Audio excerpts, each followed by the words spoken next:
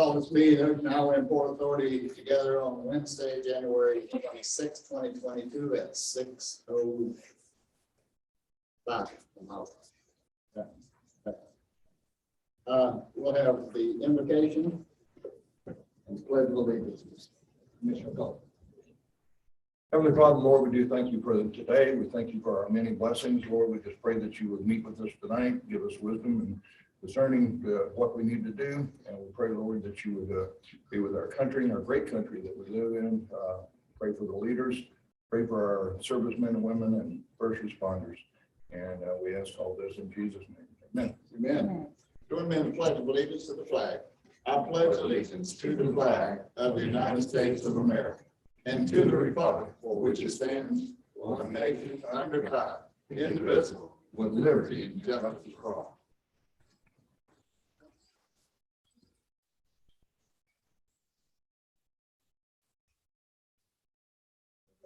No audience comments? Want to take roll? Yes, I do. Could you call the roll, please? Commissioner Hill. Here. Commissioner Hannah. He's here. Commissioner Franklin. Here. Vice Chairman Cole. Here. Chairman Fullwood. Present. Mr. Laporte. Here. Mr. Ragucci. Here. And Mr. Kwiatkowski is absent. Speaking somewhere tonight. All right, first thing on the agenda, comments by the audience. I don't have any, so we'll move on. Court attorney's report. Since he's not here, we'll address some of these issues. Got his permission to do.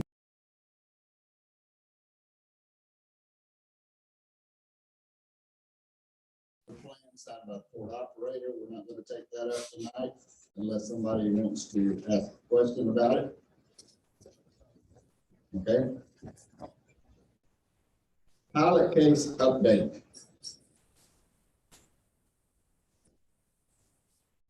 Just a second. This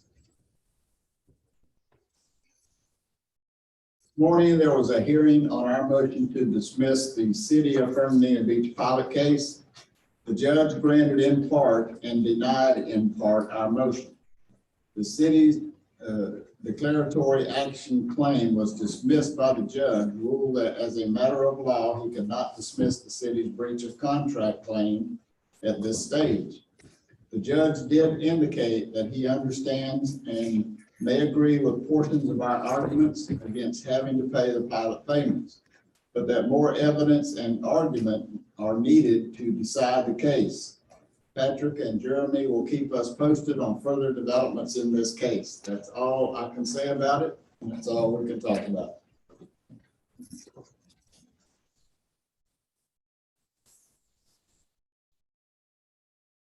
Okay.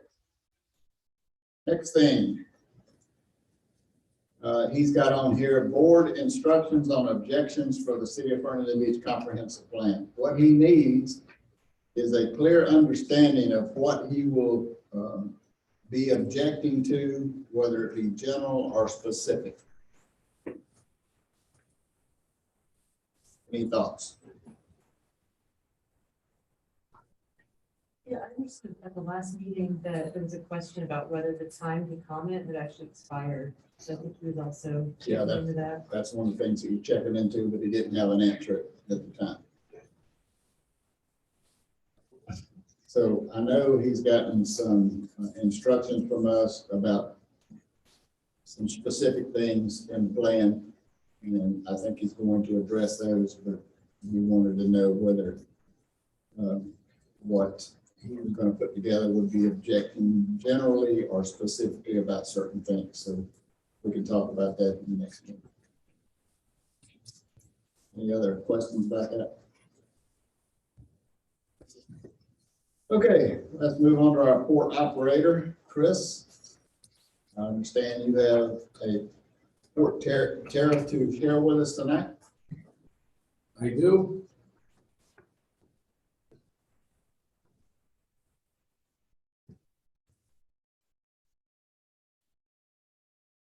As requested.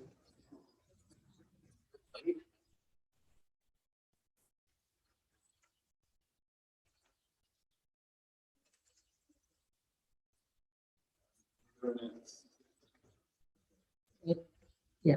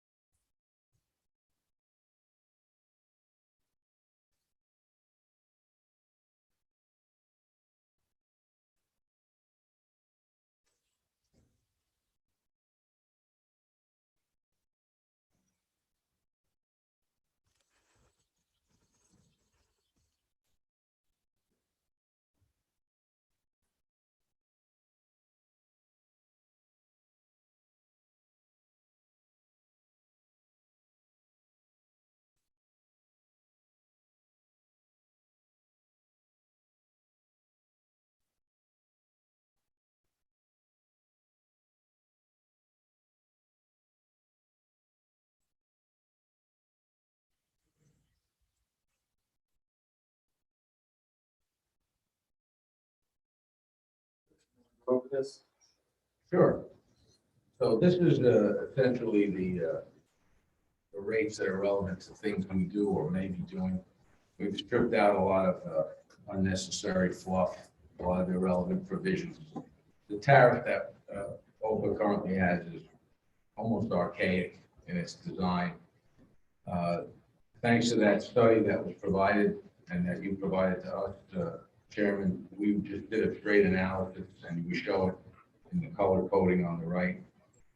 In most cases, we brought rates up slightly to be equal to Jacksport. Most of the time that was still lower than Brunswick. In some cases, we were already there. In other cases, was the one where we're lower than Jacksport, a couple. So we thought that was the spirit of the operating agreement, where we're supposed to be competitive, but not higher than any of the surrounding ports.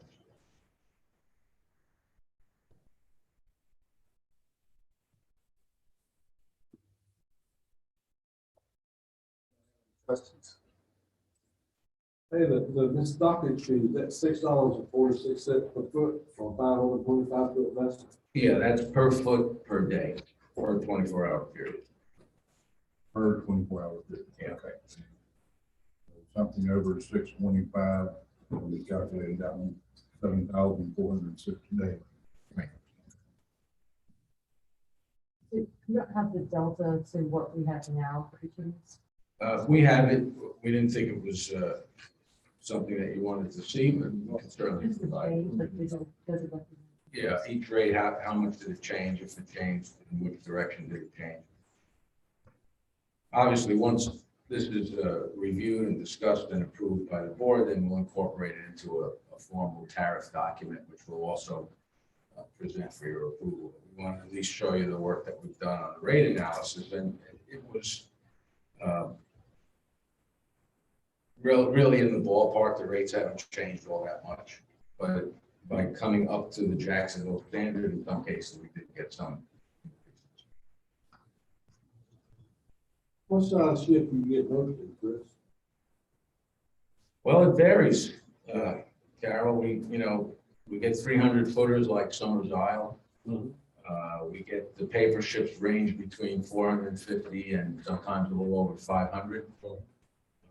The pulp ships can be 550 to 650, 650 feet. And we've had 750 foot ships, even 800 footer in 4 years since we've been here. So we certainly can accommodate those larger ships now that we have the berth dredging and the bow dredging, maintenance dredging also. So that's why you're seeing the bigger ships. Those ships would not have been accessible at Fernando prior to 2018 because you had low 30 feet alongside in draft as opposed to 40. I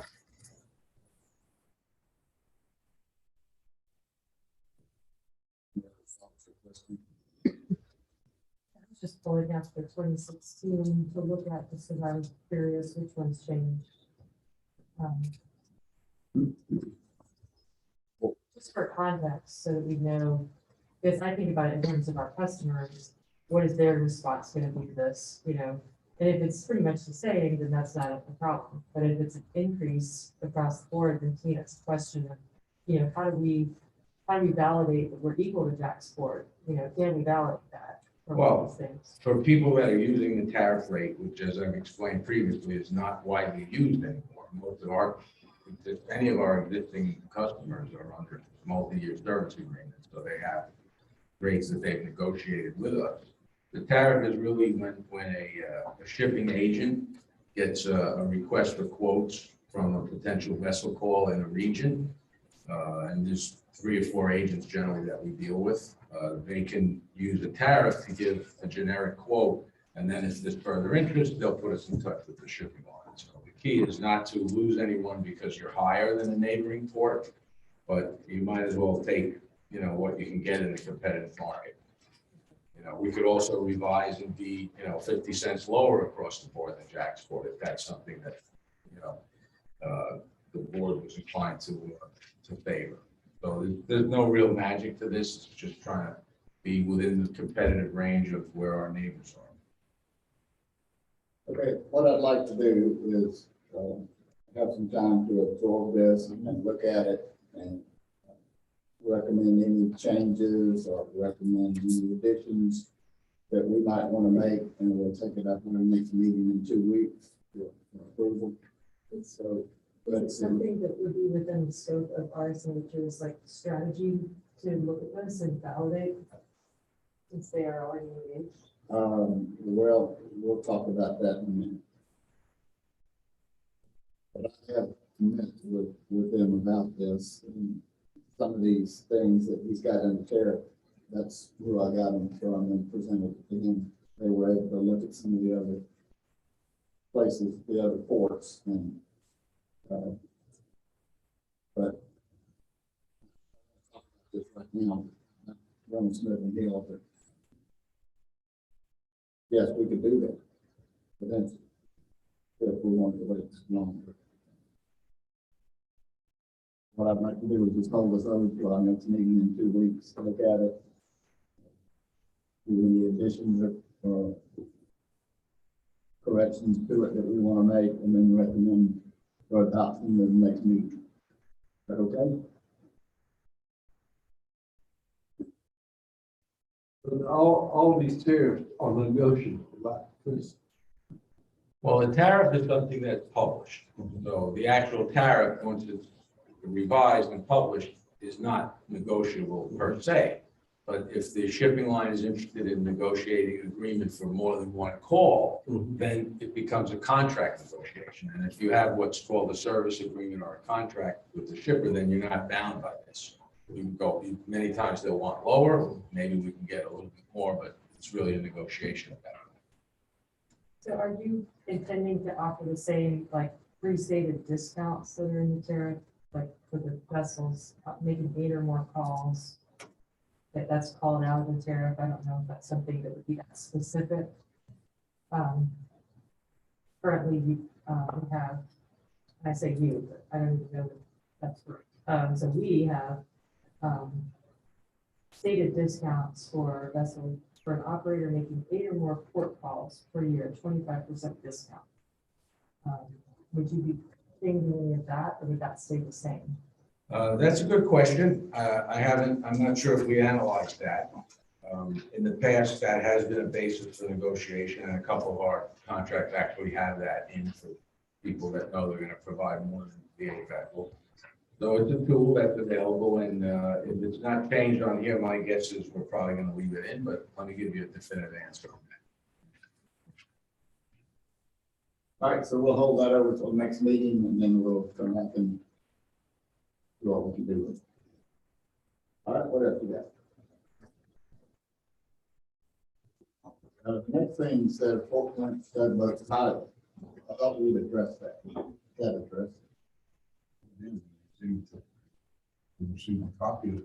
It wasn't the title, though. Yeah, we were supposed to follow up with each other and get to that. Right, I sent you an email. Yeah, okay, so I owe you that title. We'll make sure we get that to you. Yeah, let's get that on. Yep. All right. List of port employee for ARPA funds bonuses. I think we can pretty much hold off on that for now. We have it ready. You know why? Yeah, I do. I know you did. But what it looks like right now, and until we do further investigation of the ARPA funds, we cannot pay them what we decided to do. Pierre, you want to explain that a little bit? Yeah, it's not that we can't pay them, well, we can't pay the employees, Right. but we received a call after the last meeting. The administrators from FDOT were listening to the call. And so they requested a meeting after our meeting. So they made clear in no uncertain terms that there is no leeway as far as federal procurement. Existing contracts don't matter. So if you go through, like with our NH, we went through a process that was for Florida grant. It did not specifically federal procurement guidelines. And so in no uncertain terms, they make clear that everything that's spent under the ARPA has to meet federal procurement guidelines.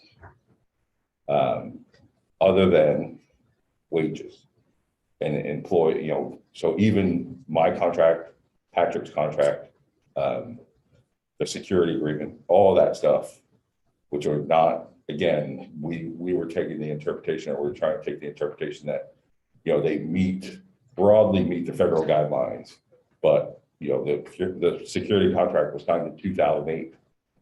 And no, the procurement process that led to that contract did not meet. We cannot say it met all federal requirements as far as notices, as far as postings, et cetera, et cetera.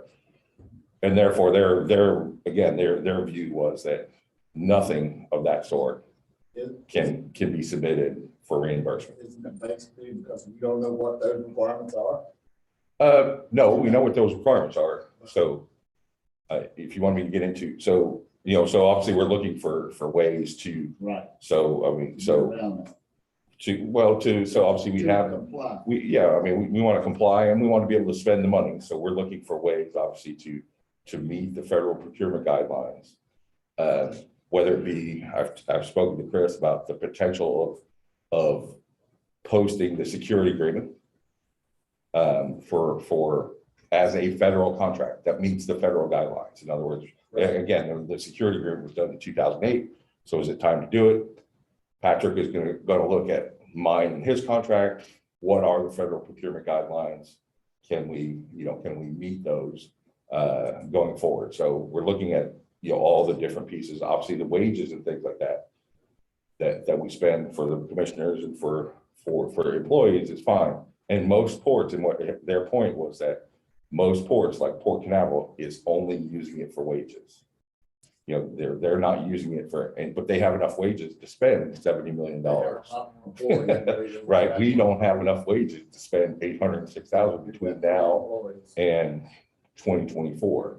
And so obviously we're looking at different options to make sure that we access that money. Obviously, as we move forward, any new procurements that we do going forward from today forward, we certainly will look at, should we use a federal procurement process, which will allow us to reclaim those funds.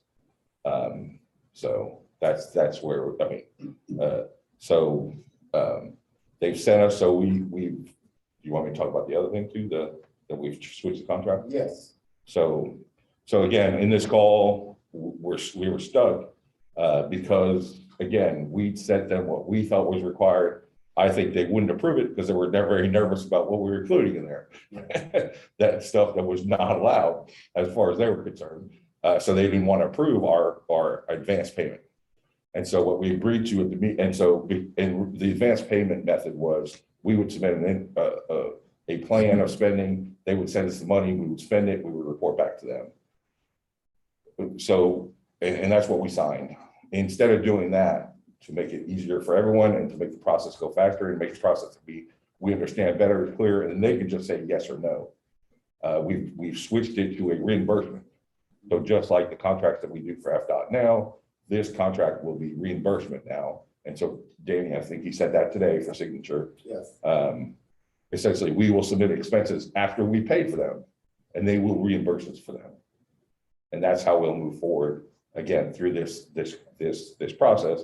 As I said, now the challenge becomes, how do we make sure that we access all these funds? In other words, how can we, what items can we spend under this grant that meet the criteria of the grant that are under this federal procurement process? Again, besides the wages, but like I said, your wages will not get us there. So that's where we are. And also, Patrick's wages, or Patrick's, attorney money, that cannot be included at this point. Right. And yours? Now, so we were going to look at what the federal procurement process is for professional services. Right. And how to, again, it's not the same as, there's no bidding, we think, again, so Patrick has someone who is an expert and who can Right. run a federal procurement process for us. So we have someone that we can access to do that.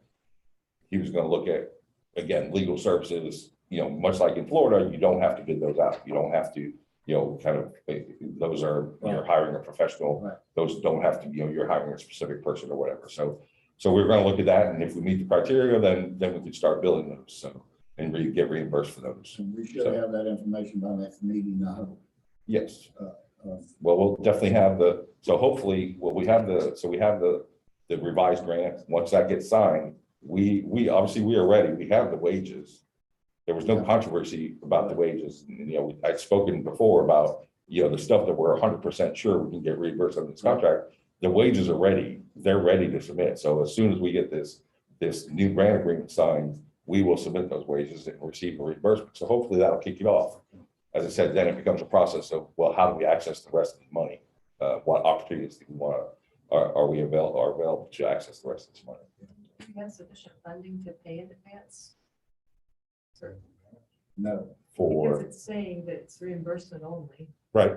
So do we have funds available to pay $800,000 worth of things? No. Well, not all at once, but obviously we will, like the wages, okay, are reimbursable under this contract. So obviously the wages are paid every month and we'll submit it for reimbursement as soon as they're paid. So again, no, we do not have 800,000 that we can put to be reimbursed, but it doesn't require that. We have between now and December 2024 to spend this money. And obviously we can submit each month as things are paid. So there's no requirement to wait. There's no requirement for whatever, just like the standard FDOT, right? So in the same way that we're doing the master plan, right? As we spend the money, we submit it for reimbursement. They send us 50% of whatever we paid back, right? So, and then we can use that money to pay further parts of the agreement. But whenever we're doing an FDOT grant, their match is being provided by the operator. Mhm. And so in this instance, it's OPA money, Mhm. and that was very explicit. But where is the operations account to support paying for it and then getting reimbursed? So we have approximately 100. So we're going to borrow the money from the maintenance account. And there's 150 there. And that there's a cost of that. We're borrowing the money with the intention of putting it back. No, we cannot use maintenance money for operations, but we're not using it for operations. We're just borrowing it.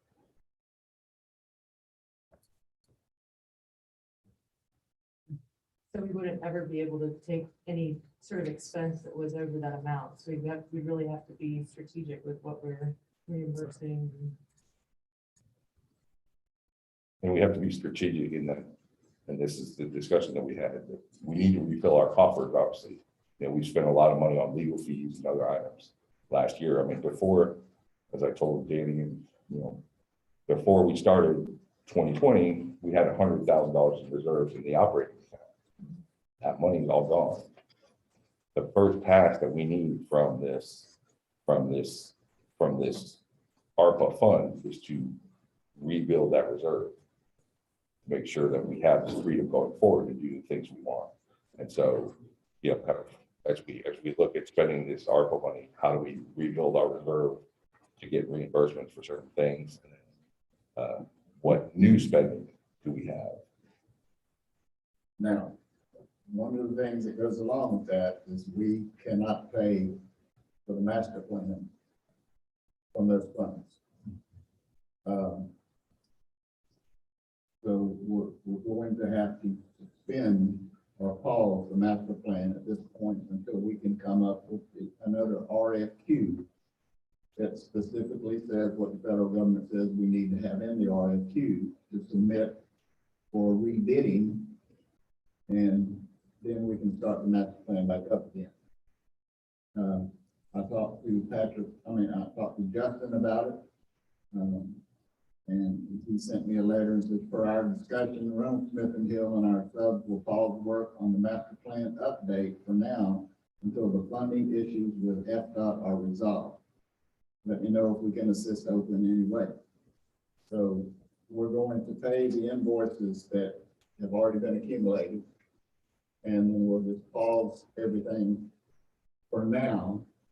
And hopefully, as soon as we get Patrick's person to tell us what we need to do and what we need to have in a new RFQ, and we will submit that and get new bids, and whether anybody else want to bid on it, I don't know, but hopefully. That was one of the points of the discussion was that, you know, That's what it says right we there. can't certify, you know, the vendor can't certify that they've done, that they're meet federal procurement. The process has to be the federal procurement process from our side. So Patrick has a person who can run that process for us. Right. And so the first thing we're going to do is rebid through the RFQ, the federal procurement process, Right. the master plan.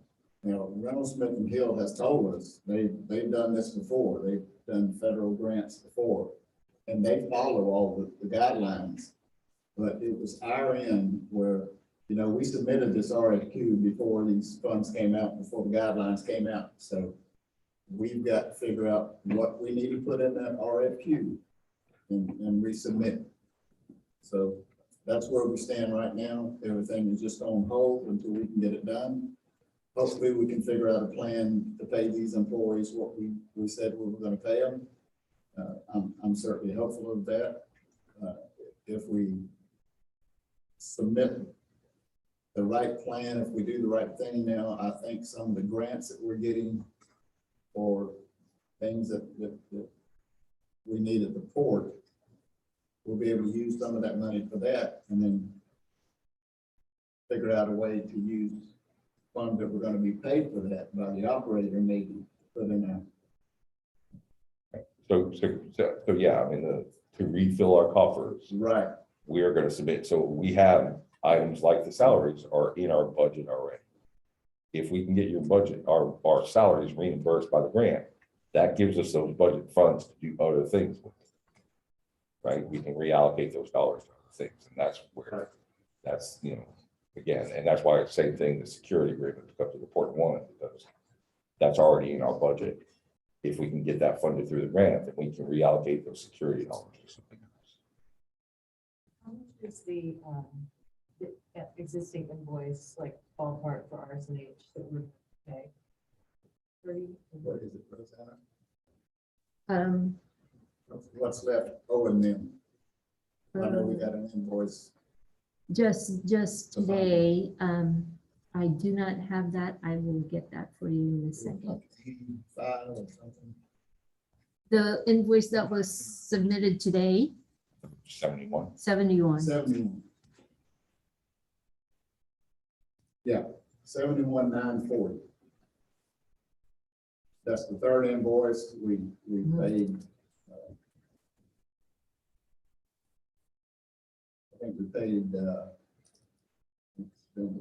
93 and then plus the 71.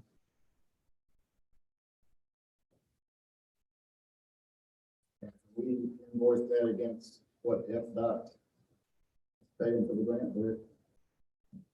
So obviously we have the dot agreement that Yeah. they're going to reimburse 50% of the master plan up to 118,000, and we will submit. Okay, the amounts that we pay state, yes. So that would be the final invoice from Dunn Smith and Hill until we get started back up. So total, we will be paying them 30,000? Now, 90,000. 90,000. So 93,000. if we pay that and we haven't followed the federal procurement, how can we rebid the project and then get reimbursed?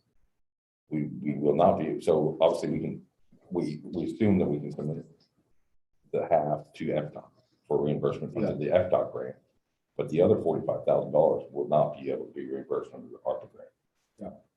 It's, which is where we have to find other savings. Right. Set through items that we, like, as I said, wages, where we have that budget. We can reallocate those funds to pay the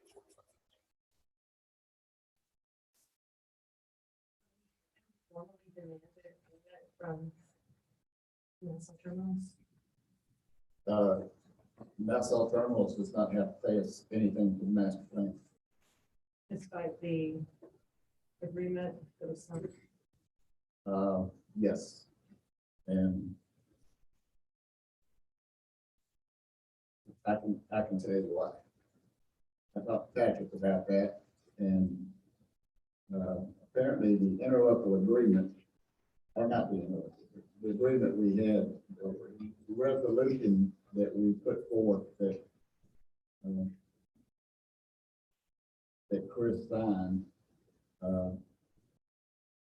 if you'll look at that, as you can see in section 1, the language reads in part, provided however, that the tier's authority bestowed hereunder is expressly conditioned upon Nassau Terminals LLC providing OPA with the local funding obligations required by the agreement. And this is from Patrick. It is my interpretation of this resolution that the chairman's authority to use the grant funds for the master plan is conditioned upon Nassau Terminals providing the local match. It does not affirmatively require that Nassau Terminals provide the funding, nor does Nassau Terminals expressly agree to provide the local match funding. He says an argument could be made that Nassau Terminals agreed to provide the funding due to Mr. Ragucci's signature on the resolution. But there is no express language that affirmatively requires Nassau Terminals to provide the funding.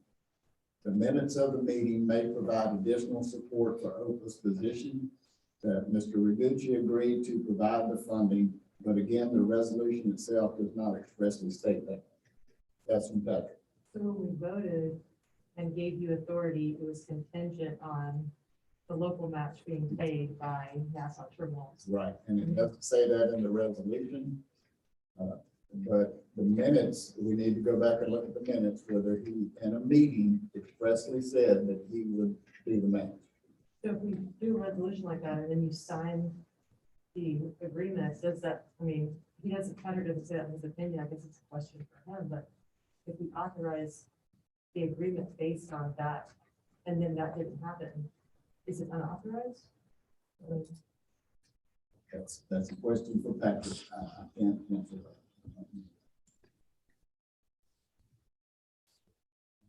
Discuss it any further. Right now, that's the way it stands until we can go back and look at the minutes.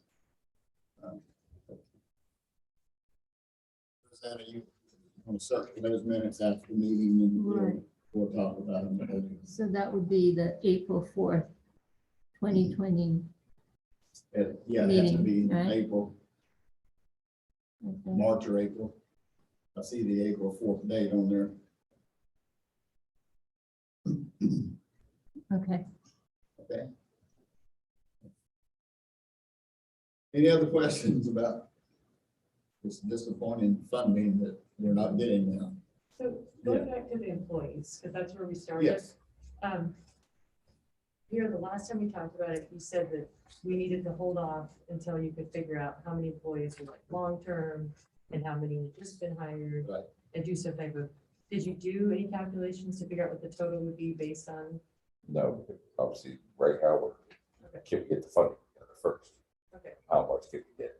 when it can get it. So initially it was 60 some employees. Approximately, we counted about $150,000 we're gonna have to pay out. Yeah, We expect to get approximately $150,000 when we submit. Remember, we can submit expenses from March to current. but we can't pay out that whole $150,000 for the salaries. We need it for other things also. Correct? So We'll have to see.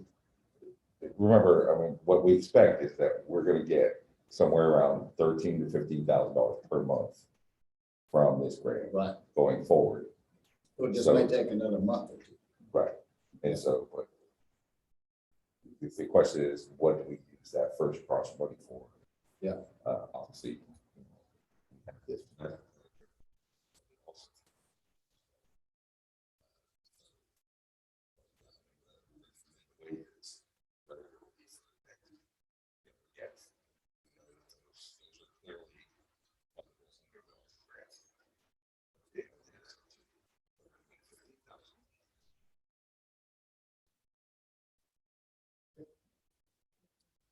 Questions?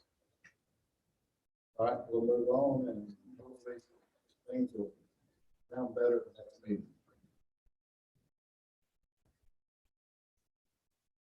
Next thing is the final approval of the $50,000 fabric warehouse inside. I'm sorry, 50,000. Yeah, I got money in here. 50,000 square foot fabric warehouse inside the court. Chris, what do you want to have to say about that? First, let me ask if any of the commissioners can read structural design drawings and calculations. No, and it's all in this thing, and I don't even Would know why. anyone we like put to it in. take a quick look? I looked at it this afternoon. All right, so you know that it's signed and sealed by a state of Florida professional engineer. Now, let me, before you get started, ask you, have you sent that to the technical review committee of the city? No, I wasn't aware of a requirement to do that. We probably would do that at the time you ask for a building permit. But by the way, it's the same design, same type of structure as the city approved and permitted the last time around. I understand, but I just don't want to cause any problems with the city, make sure we follow whatever guidelines we're supposed to follow. You know, with the interlocal agreement that we wanted to do, we have to follow those city requirements, and let's just make sure that if that needs to be done, we get it done. Sure. Okay, We have this. right? The other thing is that when they come back with a lot of, requests for changes, then your real dollar signs, what you actually have to spend, because sometimes they require things you didn't budget. Yeah, Well, except that we have a track record in history with both Big Top and their design team and the city. Because this may have been, I'm not sure if this was before your time, Commissioner Hill, but we went through this exact process in 2020, and we, by virtue of an agreement negotiated between Open and the city for the 15,000 square foot fabric building, designed and fabricated by Big Top, we submitted all those plans to the city, requested a building permit. And the plans came back completely intact with one exception, which is the flap for the flood relief. And we now have that incorporated. Got that covered. Roll up the edges of the. Yeah, you keep them rolled up, you can let them down if you have to, and then roll them back up. Protect the cargo. So, yeah, we've taken that into account, and it's all budgeted in the price. we also, I think, asked last meeting if this was, if it had been sent out for bid, and you said that this is the only company that bid on the warehouse. Right, we went out for proposals, and we got several other submissions in terms of, what companies like Rub was one, as well as Clearspan, and there was another one, Allsite, who couldn't meet the spec.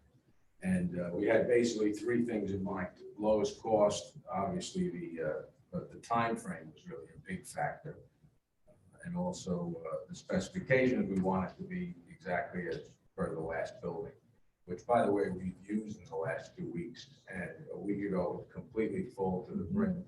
with plywood, and little by little now we're emptying that out. So it came in handy and it will be used more and more going forward. So based on all that, again, Big Top as the premier manufacturer of these type of buildings in Florida, you know, they're the clear selection choice. And also now the fact that we want to stay with the same company because we've had such a really flawless relationship with them. The building is flawless, the erection and construction was flawless, the permitting process. They have a contractor at Big Top who is authorized and licensed with the city, and he worked directly with the city's building department staff, and we had no issues during the permitting process. We had one issue about those flaps, and that's now worked out, so we'll just follow that precedent. Was the original structure that's shown there, the original warehouse, was that bid through a competitive public bid process? The first one, the 50,000? The first one? Well, yeah, exactly, and it produced the same kind of thing. So it was publicly. Well, I don't know if it was actually advertised on the website or not. We just basically make calls and send requests for proposals out. And that's the way this past one got approved, so. So MDOT approves that, even though we don't publicly bid it? I don't know the questions for. They approved that one, and they have criteria, and on the last time around, Jen Branham certified it. At some point, we have to get an attorney certificate from Patrick. So we'll provide him with the materials that we use to obtain the bids, and he'll probably, you know, make a decision and instruct us how he wants to proceed. But tonight, we're asking for the Big Top contract. We're asking for a resolution for authority, and I know that we, Rosanna noted that we would need a resolution for tonight, but with Patrick not here, I don't know if he prepared one. No, he did not. Yeah, because we need to get this Big Top contract signed. There's a 12-week manufacturing process, and we had hoped to get this approved originally in the December meeting, and we've made some commitments to customers. You know, this is really a time of the essence thing. What we could do is we can just, if the Big Top agreement is signed, and again, we included that, we copied Patrick when we distributed that last week for the, as far as the meeting packet, then we can at least order the building and be time to make any needed corrections or further documentation during that 12-week period. But if we can't order the building, we can't start the clock. Well, I will certainly call Patrick tomorrow and see what he wants to do. But I'm sure it's going to be the next meeting before we can. First, we just want to make sure all the I's are dotted and T's are crossed. Well, we certainly have. We've run into problems before, you know, with the city, and our relationship with the city is not the best in the world, and we want to try to make sure that we do the right thing, not only through them, but what we're doing with FDOT. And make sure that you know what we're getting, all the things that go along with it. Let me ask you something else. The paving, was there more than one company that bid on paving? Yes, we have other bids on the paper. Okay, and you used the lowest bid? Right. Okay. And they're paving, what's in that area, right under where, just where it'll be under the warehouses? Right, it's a thin coating of underlayment just to seal the surface so water can't come up through it and to level it out. Let me ask you another question. This is all hypothetical. I'm just trying to think of the future. What if you took these, look where I'm pointing here, these two warehouses, or this warehouse right here? You got two of them. Took this one and put it in front of this one instead of in this configuration, leaving this area open. And I'll tell you why.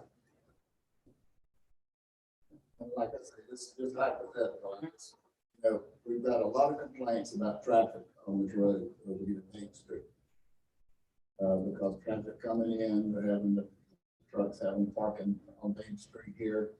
And a lot of citizens are having problems with that. I understand that.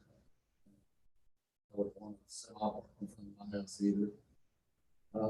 What if in the future, really hypothetical, there are no plans for this.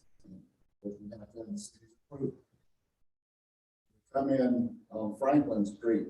Now, I know that's a street and this is Franklin right here.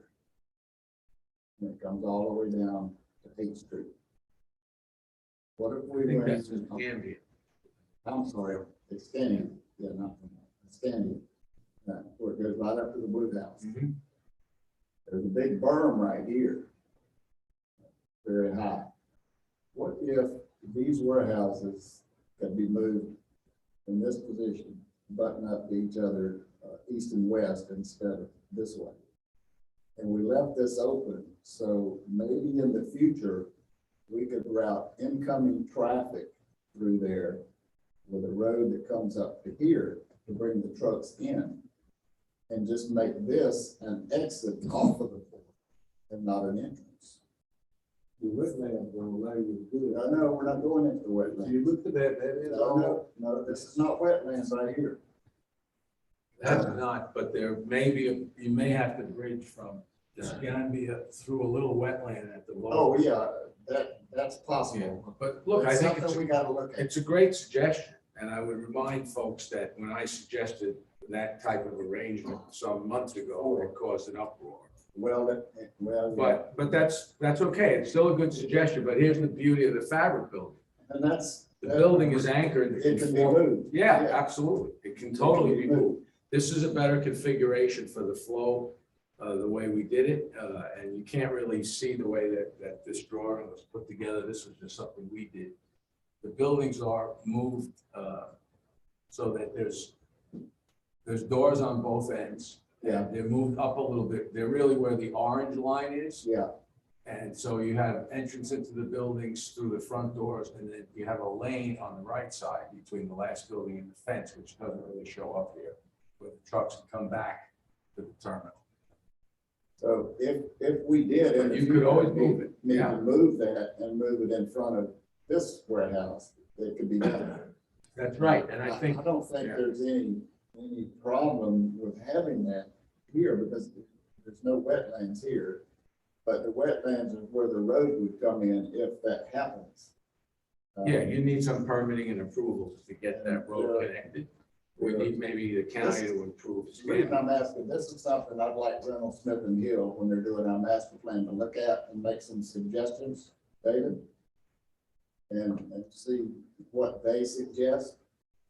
And then, we could put it to the citizens, whether they want to have just an exit road here or an entrance and an exit. Because there's no other way to bring those trucks in except Main Street, right? Right now, that's correct. Now, And if we can figure out something now, also, let me finish. Also, this rail line up here, we could extend on this side of the warehouse.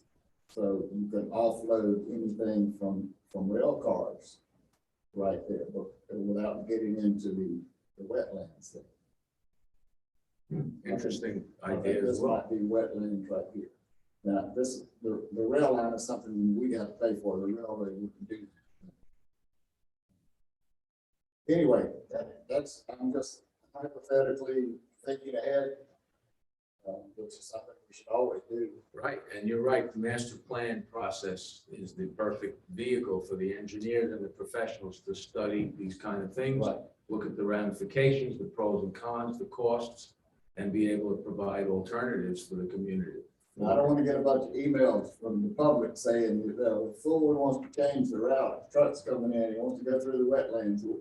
That's not what I'm suggesting right now. I just want Reynolds Smith and Hill to look at that, see what our options are with this property that would be down here, which there are no houses on, right in here. And it goes further down.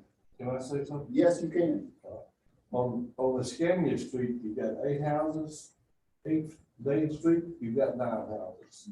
Escambia Street is not paved all the way through. And, We have to raise that road and pave it. no, it's not paved. No. No. And you do have a lot of wetlands to go in there. And I mean, Now, I know, cause I went through that, Yeah. June 18th, I went through it and walked through it and counted all the houses, looked at all the other stuff. I know that the city wants to make this a bird sanctuary back in here, where Escambia comes up. But if you split that road there, you could still get water flow if you put culverts there or whatever you need to put. It's closed down now, and it gets underwater a little bit. Well, that's what I'm saying, we'd have to raise that up, but that's something Fernando Smith and Hill can look at and come back and tell us what needs to be done, whether it's even feasible, I don't know. Whether we could even get the city to agree to let us do that, I don't know, but I'm just trying to figure out how to get some of the trucks off Bay Street.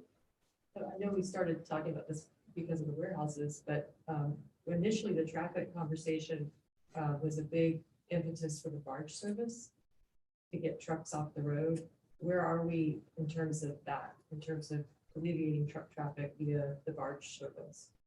I know it's not operational yet, but It's off agenda. I don't know if I should be honest. I don't know if we can even discuss that now, because we've talked about it in the past, it's just.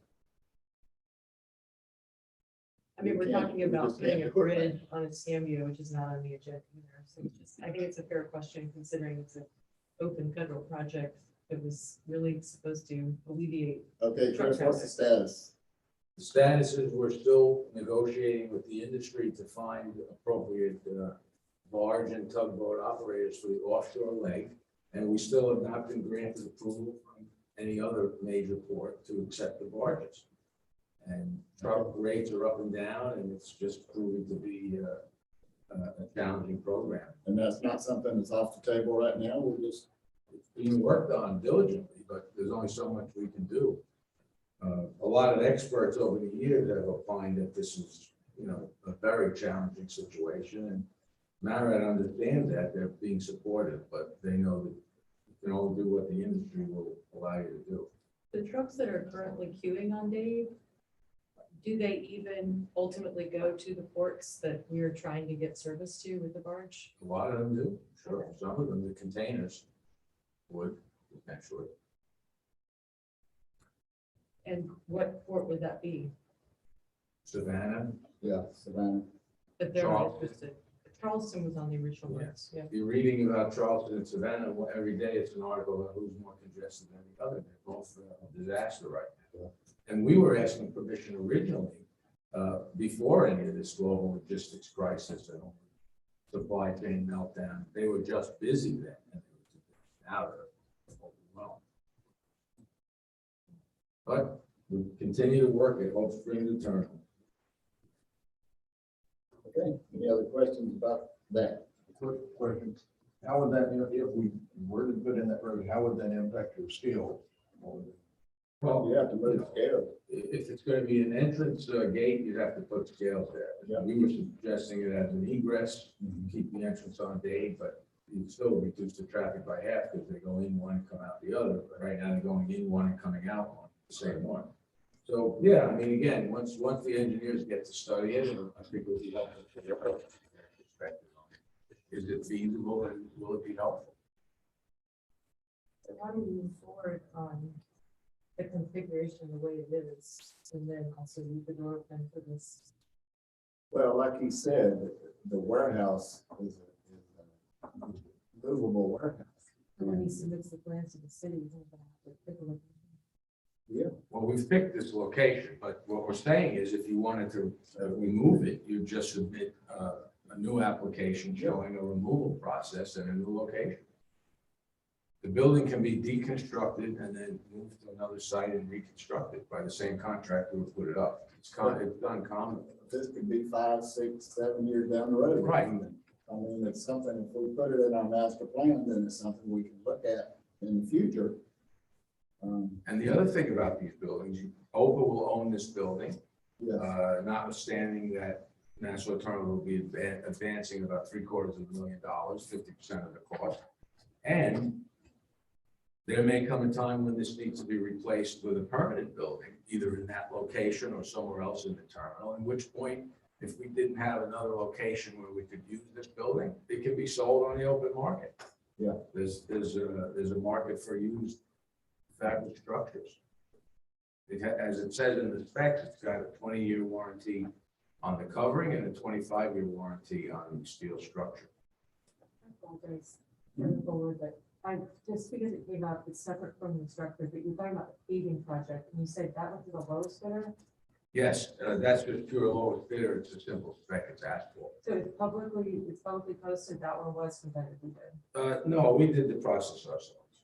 I was hoping to have the opportunity to meet Patrick and see what he felt would be appropriate, but discuss it tonight, but obviously we're not available. I didn't get any response when we circulated the packet from anyone in terms of if there were questions that he wanted to ask. I was hoping that, you know, he might have given us a call. We really needed to get this approved tonight. I mean, I'm disappointed because times are the essence in business. You know, we've got customers with ships literally waiting out in the harbor now. We're like Savannah and Charleston. We've got 2 ships out there that I can't give them a date for at least 2 more weeks to bring them in. They're waiting offshore. Yeah, that ain't good. How long will they wait? They'll wait. They have no alternatives and they'll have to wait, but we don't like it. It's just a question of we don't have the physical storage space. Didn't. Mr. Chairman, Yes. on this paving contract here, I've done business with this company. And it's hard now to get anybody to give you a price on anybody. Yeah. Set out with us.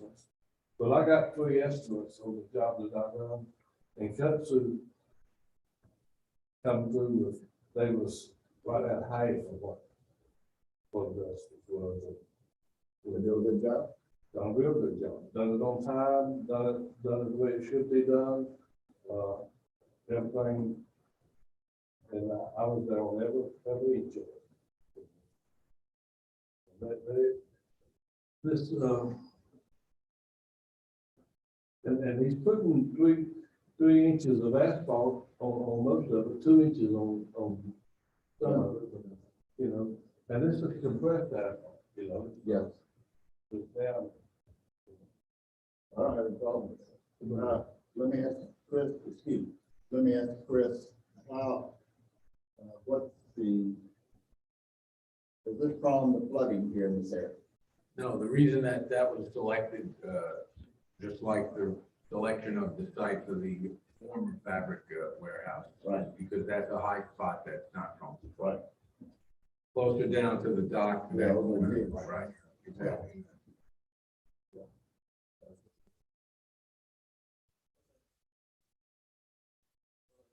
Get this approved tonight, or we're not gonna be able to.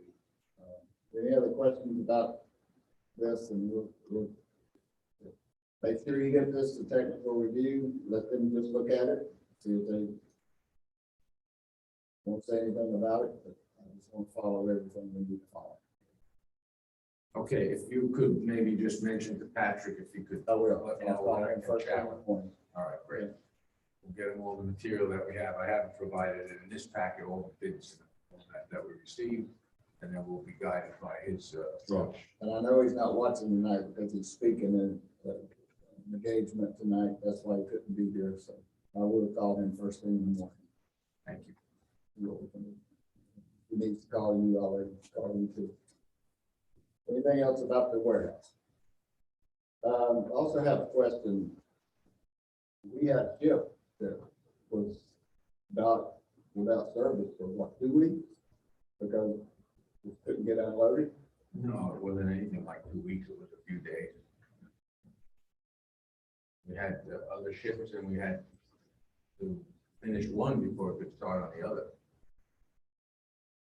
And how much dock space was taken up at the time when the 2 ships were there together? Was the whole dock? Pretty much, yeah. What about Summers Isle? Were they able to get out on time? We had unfortunately, the way the timing worked out, Summers Isle was delayed.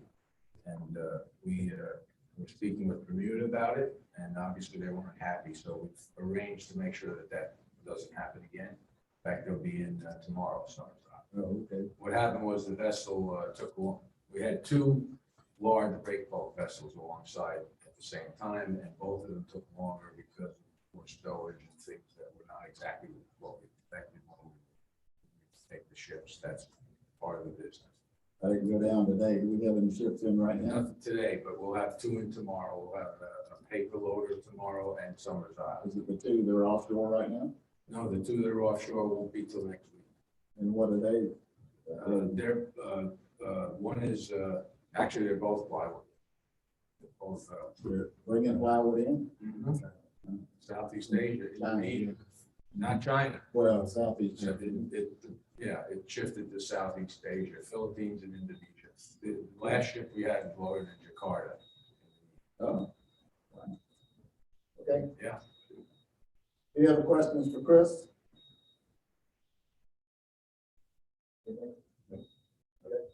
I'm ready to move forward with it too, as soon as we can, as long as we got everything in order. All right, thank you, sir. All right. Move on to unfinished business. Interim port director recruitment. Did we get any None. applications for that? None. Nothing? So I have received 2 phone calls from individuals that are interested, and I think we are gonna have at least 1 submission by the deadline, which I believe is February 2nd. Second or third. Okay, before our next meeting. All right, and will you get that application out to everybody, Roseanne? Yes, So yes, we can look at it before the meeting? yes.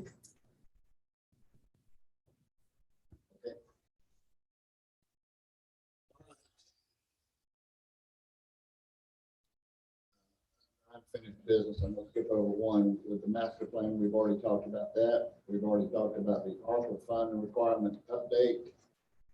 What else is on there? FDOT meeting, we talked about that. For employee bonuses, talked about that already. Any submissions for the new office manager position, Roseanne? None. Nothing yet. And I told you to go ahead and keep the ad in the paper at least another week, see where we go. Yes, it's in today and then Friday. Okay. So if you know anybody, let us know. If anybody knows anybody. What salary range are we gonna be paying on? Have we discussed that? Right now, it's the same contract she's on. Can I get a copy of that? Yes, It's gonna be the same as you on, so Right now, that's what we submitted. That's what's on the website. correction.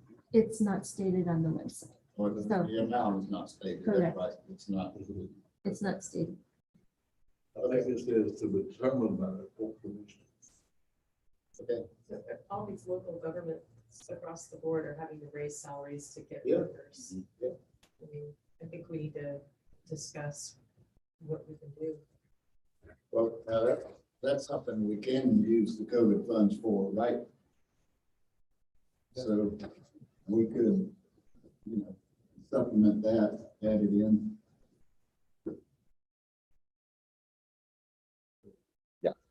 Later, it's not an employee. So it's definitely. So think about it, and we'll talk about it next meeting, put it on the agenda and discuss it fully when Patrick's here. Okay? All right, the next thing, it says NCEDB pledge. I'm not gonna bring that up because we can't afford to pay any more right now. So we get these ARPA funds straightened out. Okay. Here's the big one on the agenda. The City of Fernando Beach OPA interlocal agreement. I know you've read the papers, most of you read the paper today. I watched the city meeting the other night, and they pretty much adamantly say if we submit those changes, they will not approve the changes. That the bill will go through Tallahassee. I've talked to Ford, and the bill has one more committee to go through, then it goes to the floor, and once it gets on the floor, it's pretty much cut and dried. It's gonna be passed. What I'm telling you is the bill in Tallahassee is pretty much the same thing as the interlocal agreement, except that we can come back, our interlocal agreement, they put in there, we put in there that we can come back in 4 years and look at it again. Doesn't mean we can change it, doesn't mean it will be changed, but in 4 years, we can look at it again. Doesn't say that in the bill in Tallahassee. So we've got to make up our mind if we want the bill in Tallahassee to get approved, which it will be, or if we want to approve the one the city originally gave to us that has the wording in there that they asked for. And what I want to do, just a second. Find it.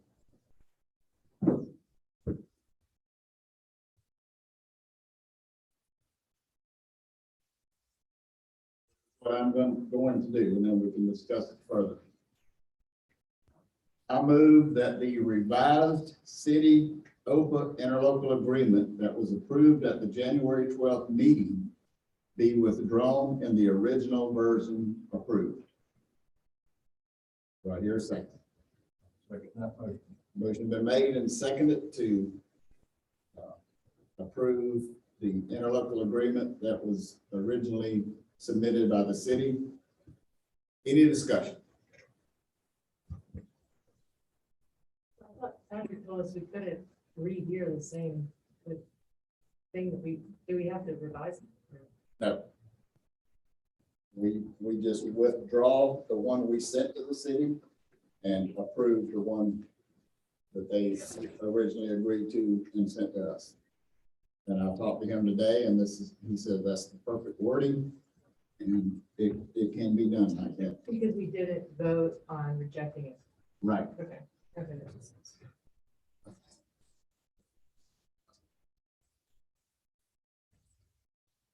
Any discussion? So do you have that draft? If it wasn't. Yeah, attached to I got it the- right here. Can we pull it up? Do you have it up? I don't have it up. Is there anything you want to look at then? Anything you want me to talk to you about? Or discuss? Anything we need to discuss? We had to discuss it. We agreed to it. We sent it to the city. They agreed to it, and it came back to us. So I'm ready to. We sent it to the city with changes. Well, you're talking about the original, before we made the changes last meeting. Can I see we went through so many drafts, I don't know which one you're talking about. Well, that's the final one that they sent to us. I just didn't know if you had a way to put this up so you would know. Hold on, give me a minute.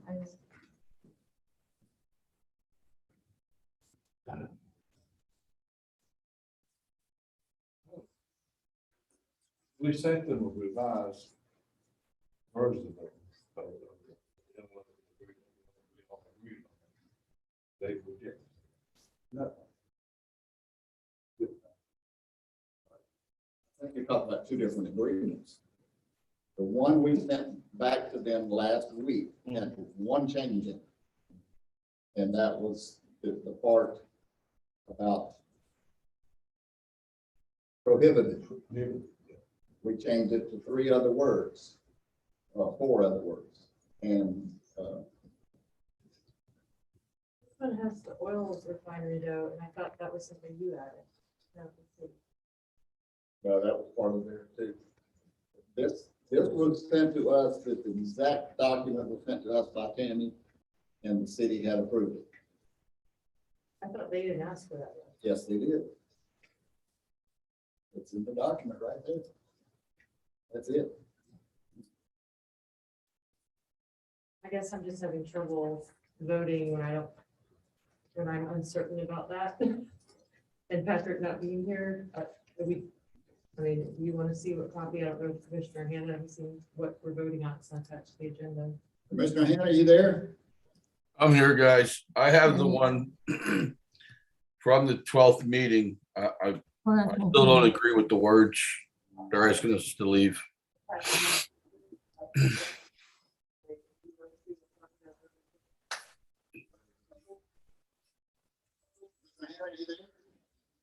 Here, guys, I have the one from the 12th meeting. I still don't agree with the words. Sorry, I should have to leave.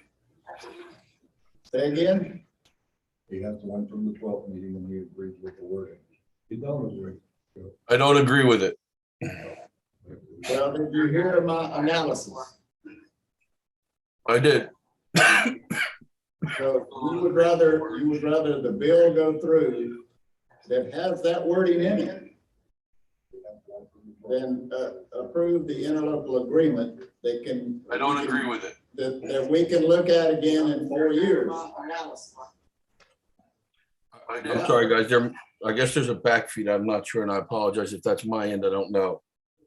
I just feel like they're bullying us into something that we all talked about and didn't want to sign. I just feel like we're being bullied into signing their forceful paperwork.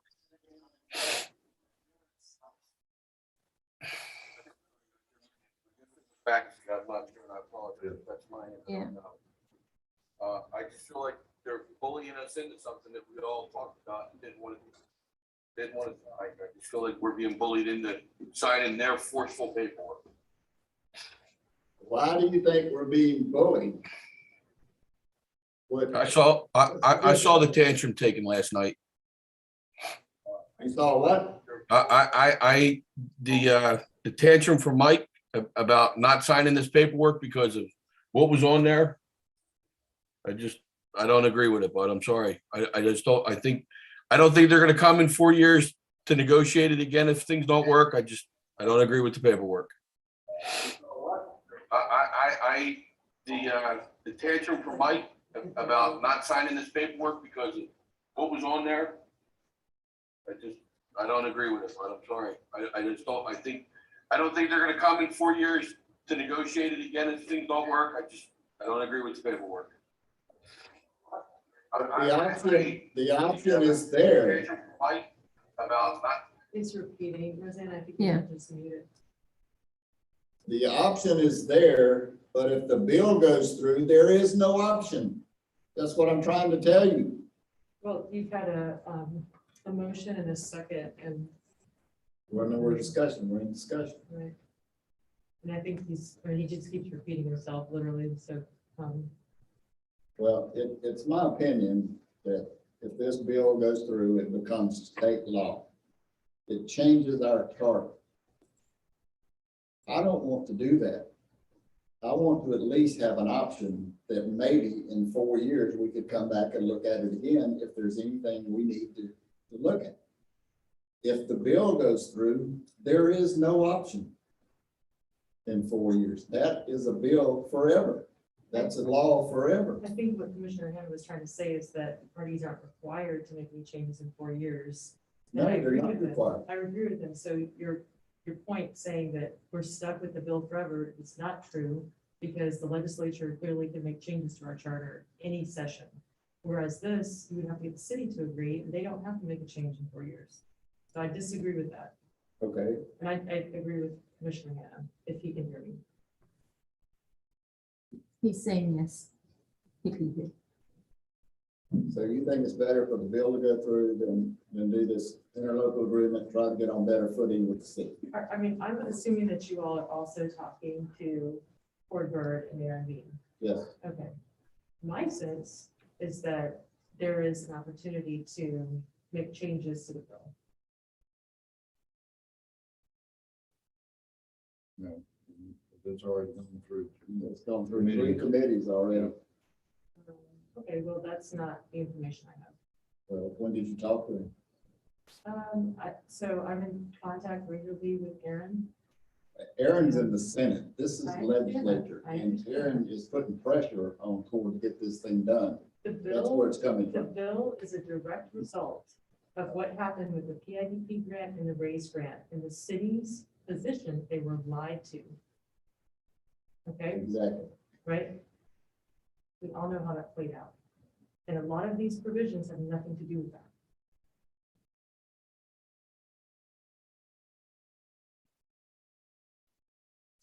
They won't change 3 words in that agreement. You're not going to approve it. You're going to vote against it. and have it changed in the legislature, change our charter.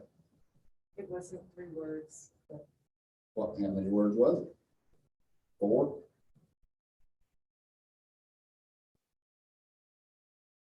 You have the changes that we sent to the city, Roseanne? Patrick did not forward that to me with the revisions. It says with the approval of the city instead of what the word is, instead of prohibited, it says with the approval of the city.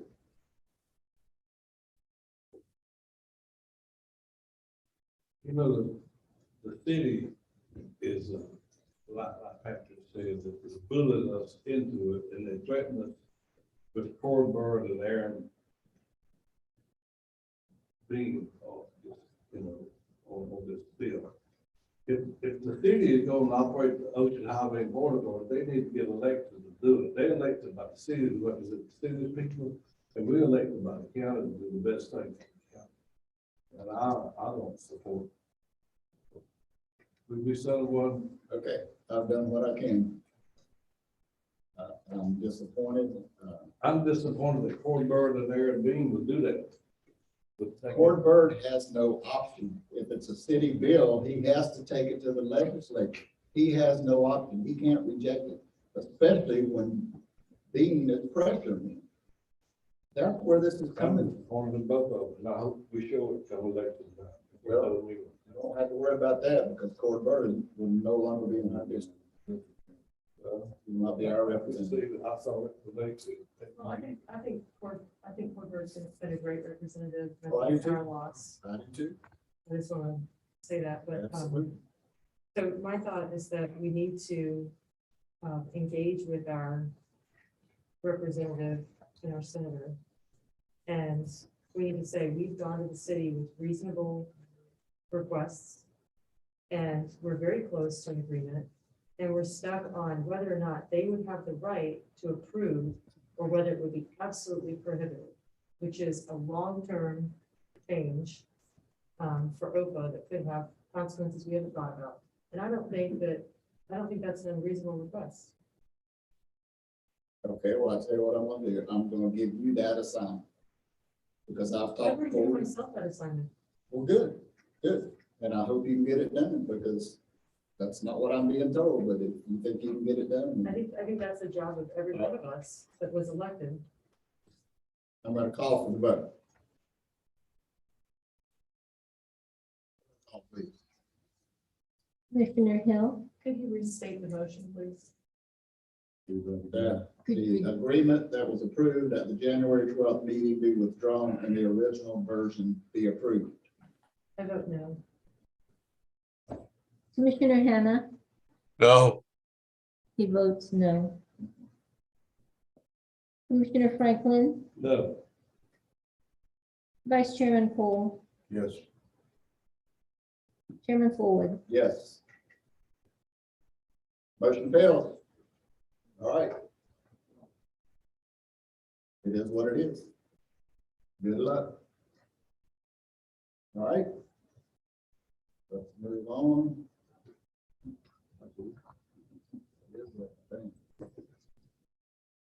Oh, got one more. Under new business, grant administrator.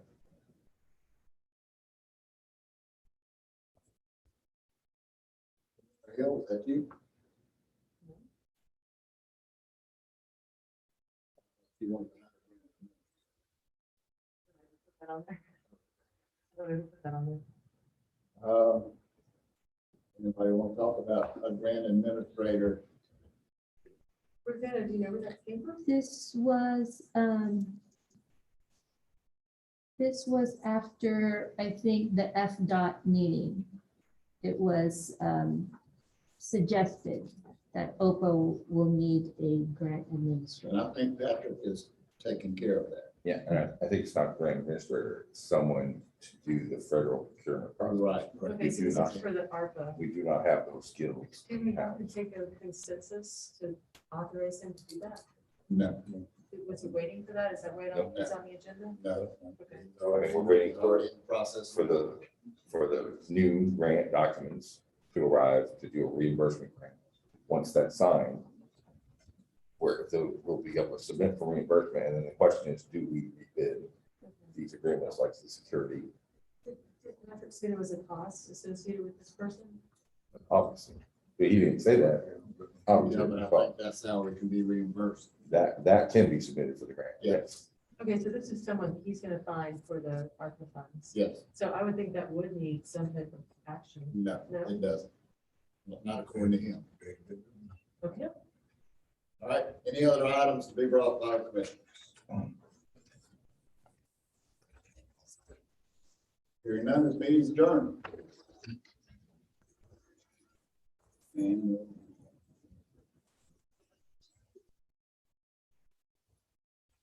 Oh.